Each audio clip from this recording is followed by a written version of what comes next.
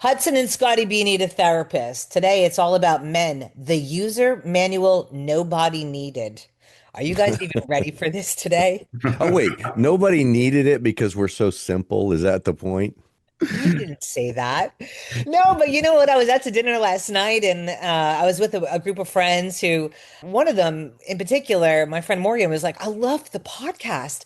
And that was the first time we actually talked about it. And I was with a group of girls. And, one of the things that she really was enjoying is just our connection, Scotty, and the fact that, we're two radio people, but we're like sort of best friends and just the way we interact with one another.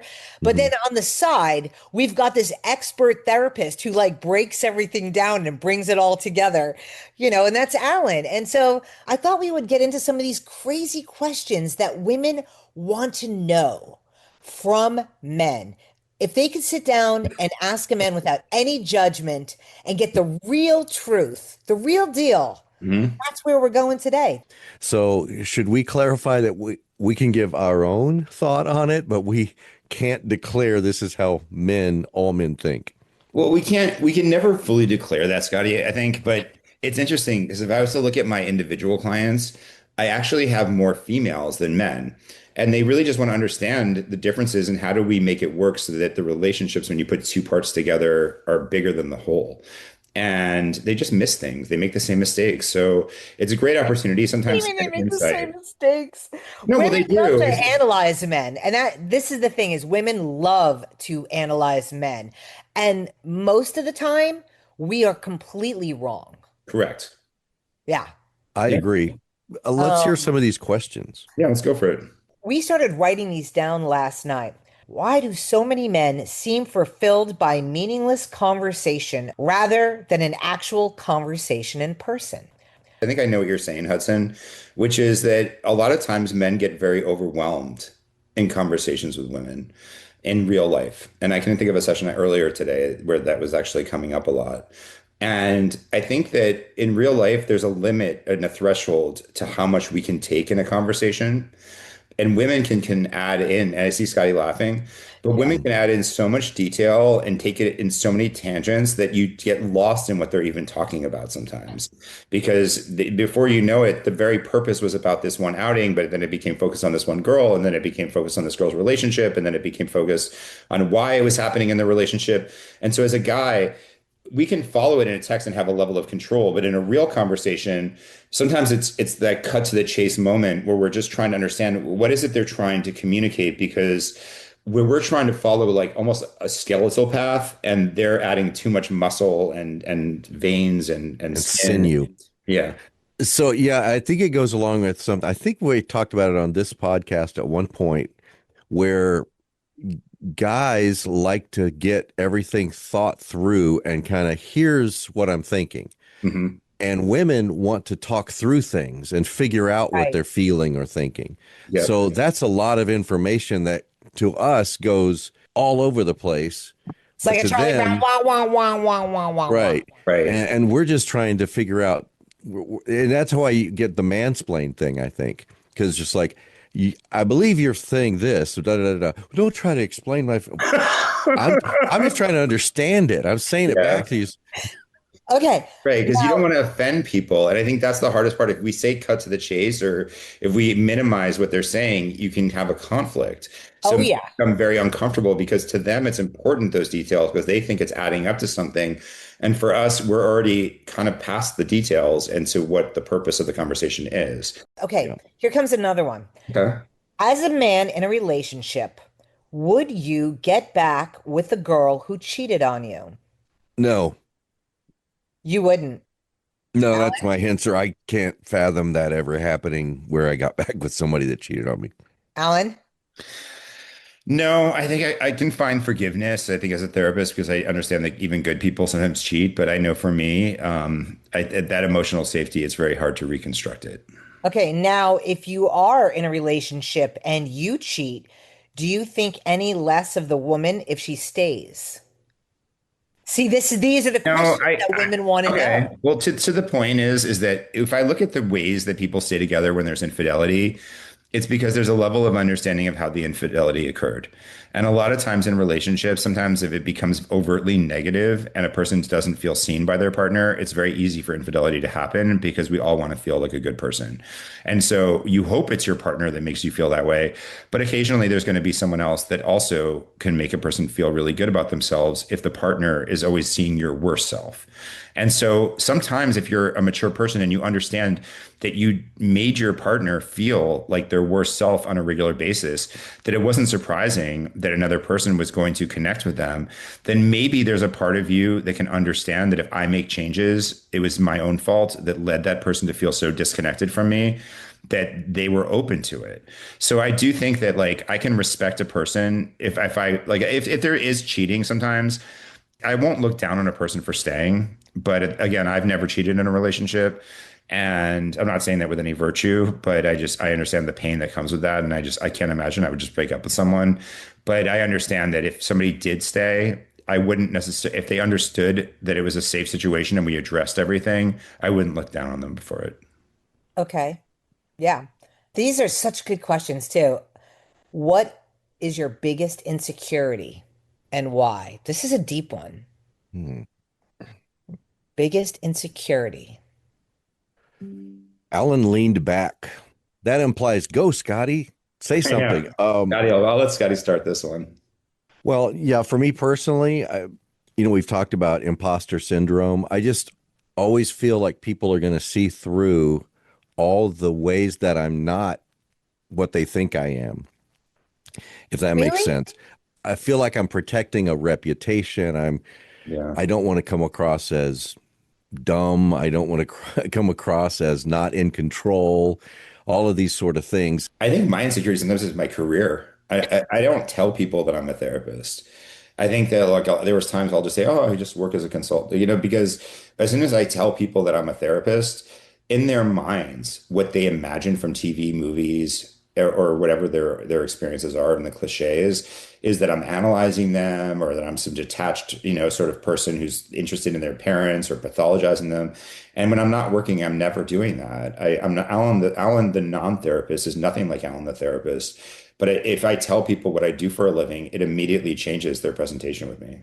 Do you ever cry when no one is looking? And do you ever want to or need to, but you hold it in? And what is it that truly will makes you cry? What is it? Movies with sacrifice, where Mm. someone does something so giving and it really moves me, whether it's a military thing and they really sacrifice their life, or someone with integrity does something where it's sacrificial, and it just touches me. Alan? I like what Scotty said about whenever I've cried at movies before when there's like tremendous sacrifice and somebody does something so noble that they didn't have to do, and it's like the triumph of the human spirit. And whenever I see something like that, it just gives me hope.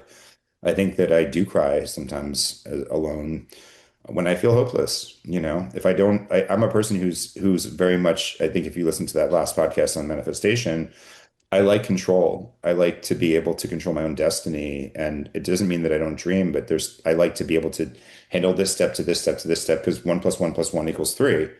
And when I can't do math and when I can't predict a future because other people are involved and they're not going to do what I want them to do, I think sometimes that leaves me hopeless because it means that I can't manifest the things that I want and it's out of my control. And I think that I have those moments, but I try not to do it in front of people.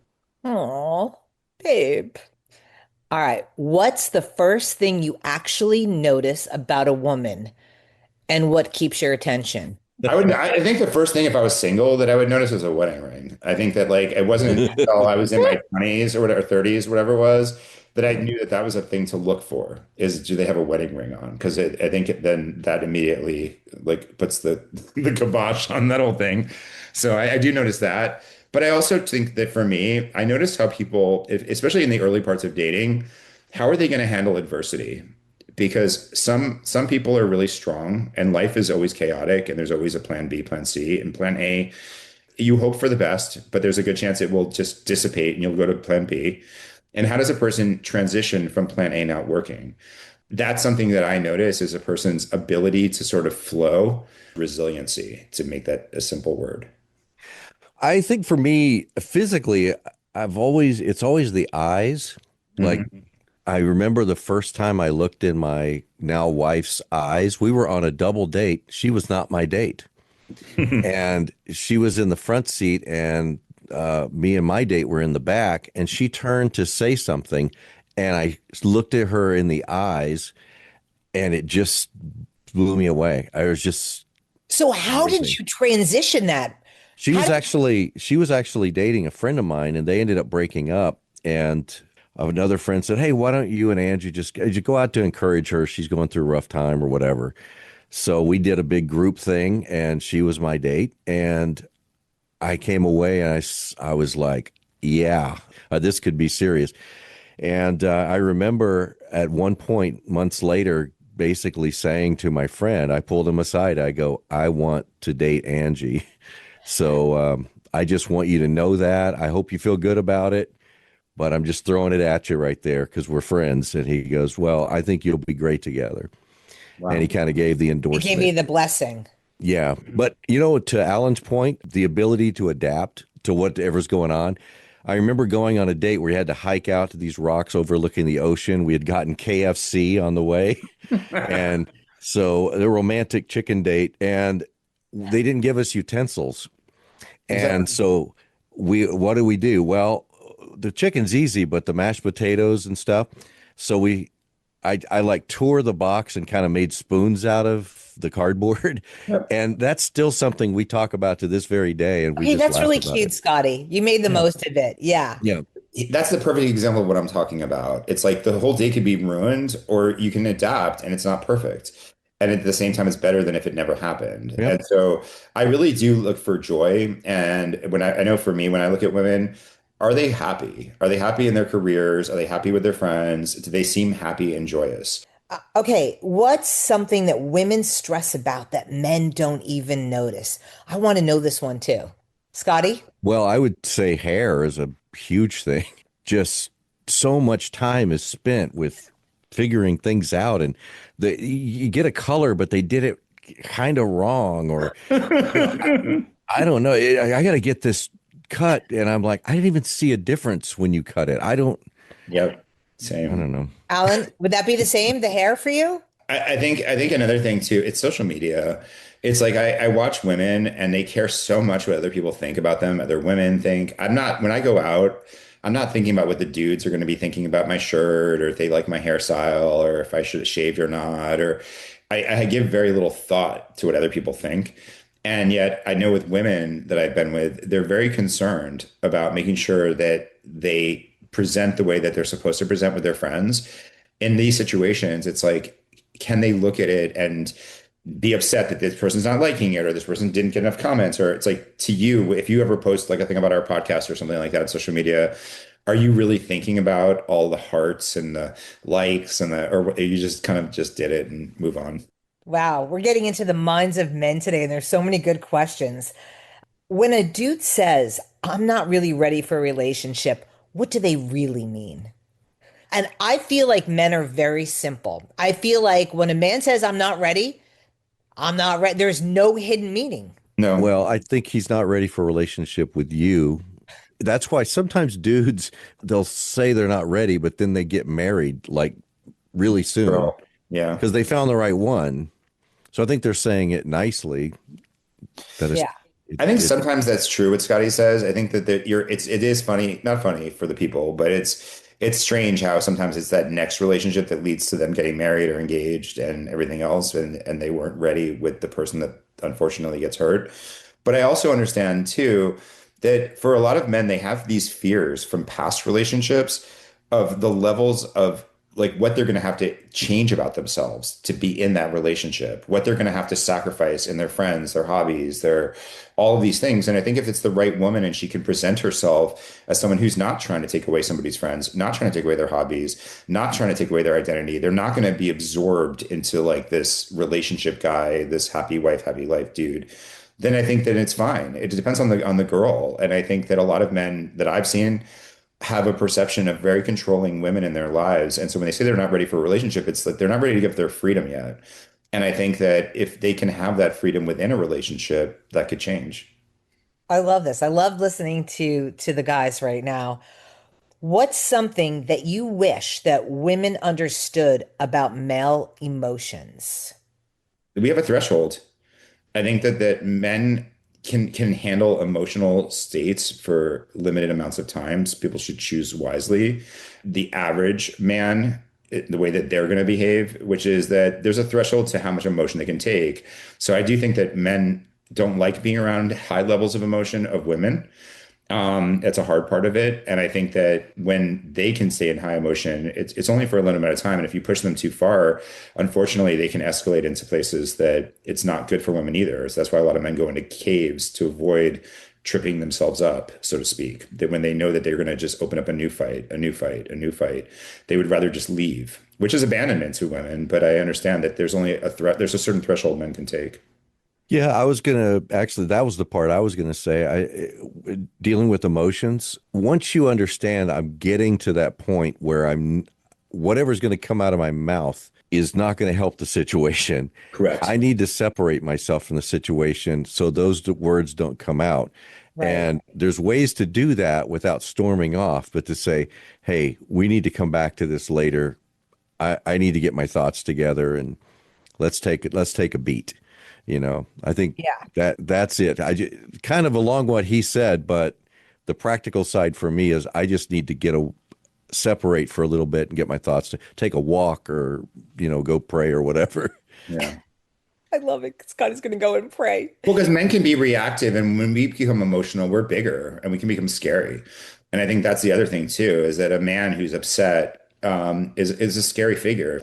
So I know that a lot of women have suffered assaults and abuse, and I learned that in grad school. I didn't realize how many women have. And so having a scary man emotional in your proximity, less than 2 feet away from you, it's not that he's going to hit you, but I can understand it feeling very intense in those kind of conflicts. So I think keeping a man in that situation is never, I like Scotty's thing. And I think a lot of men either go quiet or they leave because they understand that everything that they say is just going to open up new fronts and make it worse.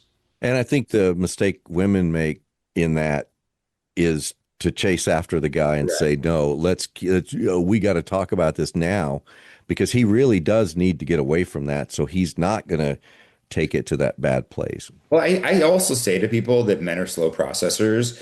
And what I mean by that is not that they're stupid. It's just that, let's say, like Angie came to you and she wanted to make major changes in your life. Your first instinct would be, no, we're not doing that. That's crazy. And yet, if she was to give you time to think about it, you would start to sort of think to yourself, well, that actually could be kind of cool. And maybe if I move this to Tuesdays, or if I stop doing this, or I had my friend do this thing, or we got some other people involved, this could actually be really good. And so a lot of times women will stay in an emotional situation until the man plants his feet and is quartered against the wall and says no. Where had they given him the space, like what you said, to sort of get his thoughts together, he would have said yes in 2 hours.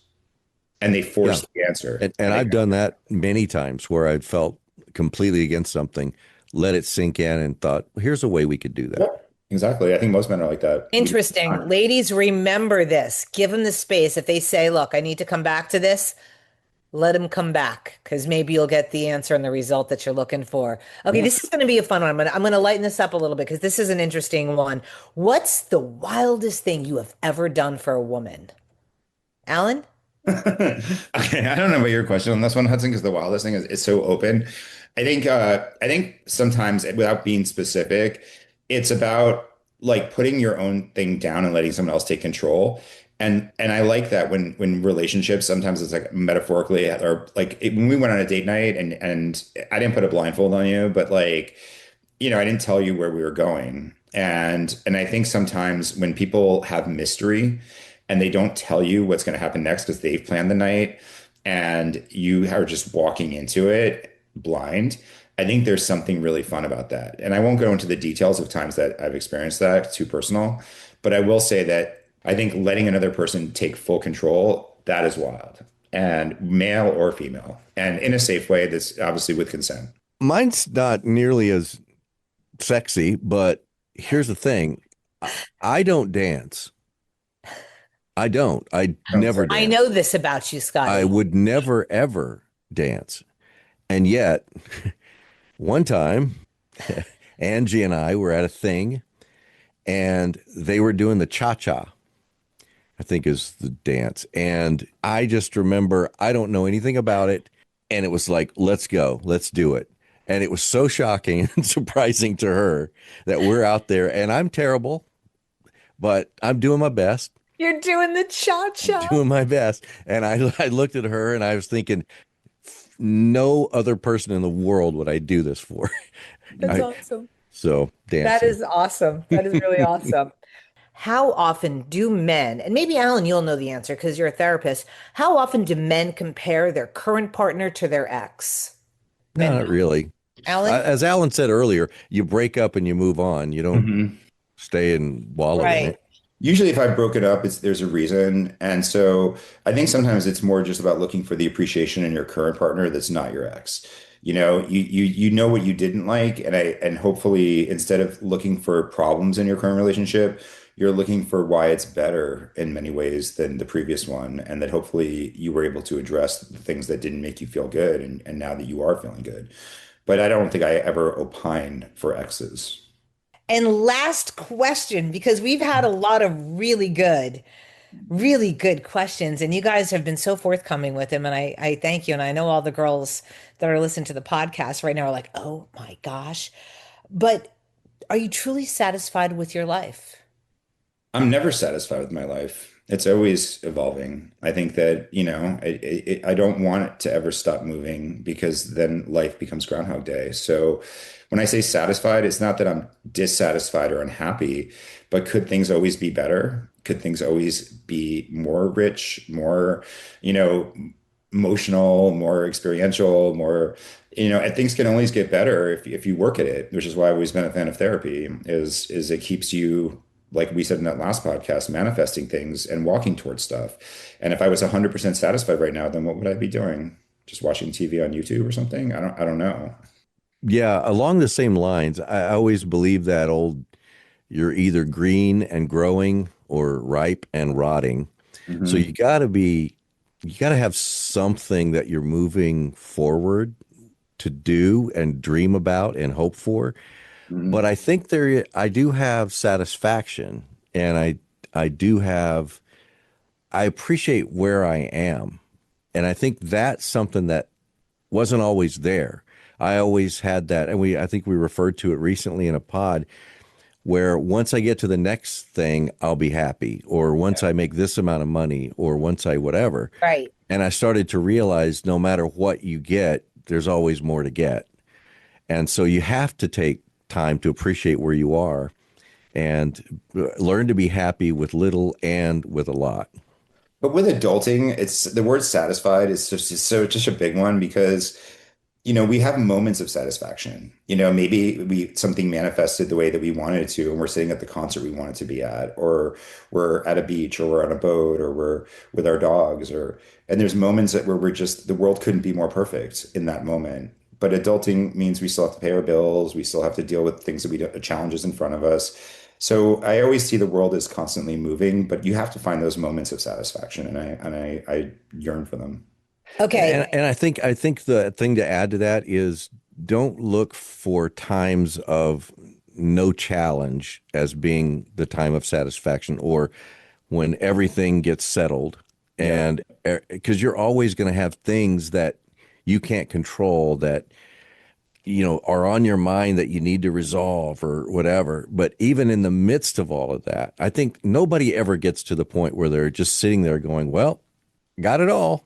Yeah. Everything's great. Everything's Yeah. fantastic. Let's So, just keep but going. that's the Instagram Right. stuff. Yeah. That's Right. the you're presenting that to the world. And I don't want to present that on this podcast that even though I have so many things, I want to focus on the good, understanding I still have the bad to deal with.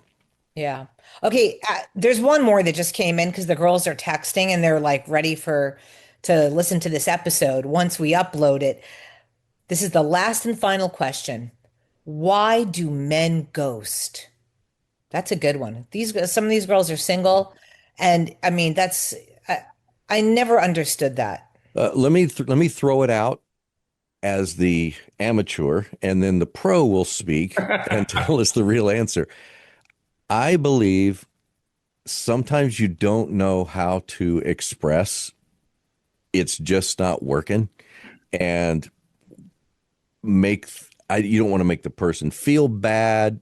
And I know it's not the answer, but before ghosting was called ghosting, I had relationships fizzle out rather than a proclamation of this being over.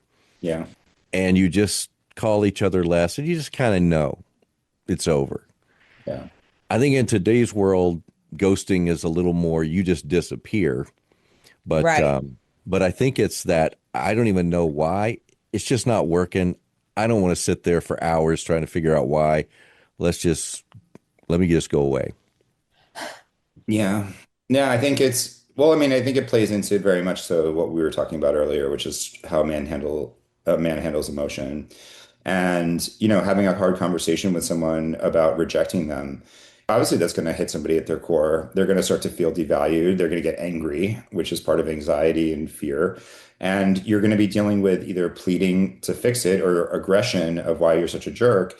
So one way or another, it's going to be a strong emotional wall hitting you in the face.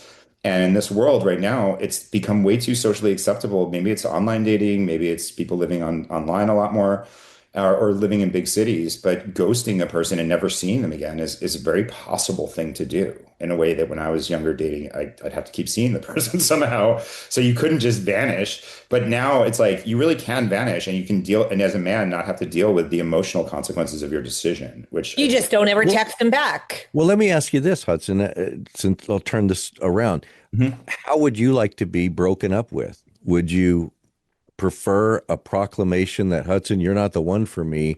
Yes. I got to go. But then 100%. what would you do though? I mean, you're emotional at that point because you thought it was going your way. This is where that Listen to violence. Alan laughing like that weird, crazy laugh. Why are you laughing, Alan? I'm laughing because you say you want it to your face, but in reality, I can imagine the very thing that I just said before, which is the anger and how what you would be doing to me if and I'm not, but I'm just saying if that was the case, I would be dealing with so much raw emotion and conflict that it would be a very intense situation. I don't think you would just be like, we're breaking up. Okay, no worries. Let me just get my stuff. Like, I don't believe that's how it would work out. I still would prefer like a conversation and versus just disappearing But or would you want somebody to attack? Like, do you really want to know why a person's rejecting you sometimes? yes. Because maybe like that sticks with you. Like I remember, what was the person that episode of Seinfeld where there was a bad breaker upper, and every time that he'd be like, "You're short," or you have a weird hairline," or whatever, and then he would break up with after they broke up with him, and it would get into their heads that they have this weird hairline, or that they're short, or that they're. So it's like sometimes it's like, do you really want, just because they're not compatible for you, do you really want to be honest with them about why they're not compatible? Because it's not going to be nice, probably, and they're going to take it personally. Well, okay. I don't think the you guys, because you're married, this ghosting Right. thing really No, applies. no, it's It more doesn't for apply to dating. Yeah, us. yeah, We're yeah. talking about we're talking about dating, and you realize it didn't work. And a lot of times these are, not a lot of dates even, and people will just ghost the other person. They're probably not, sharing an apartment and get ghost. Right. So this is a superficial relationship Correct. to begin with. So I'm just saying Yeah. the threshold and how to break up, it's probably a lot faster than it was in our day. You just Mhm. Yeah. kind of don't text them back or something. Yeah, that's it. You or block them. It's like Yeah. then that Welcome. happens. Just But the block them. the answer to your question is not wanting to go through all that That emotion. That emotional it's stuff. not worth the emotional It's not worth the stress. emotional stress. You don't want to be in that situation. And so sometimes, again, I'm not endorsing it. I prefer people just be honest, but I think it all depends on what your threshold for emotion is as a But guy. then most people will not be completely honest. They'll try to save that person's feelings by saying, Right. It's not you, it's it's me. not you, it's me. I just can't. Da, da, da, I'm da. not ready You're for a great. relationship. There's Right. going to be so many people. And how does that make you feel?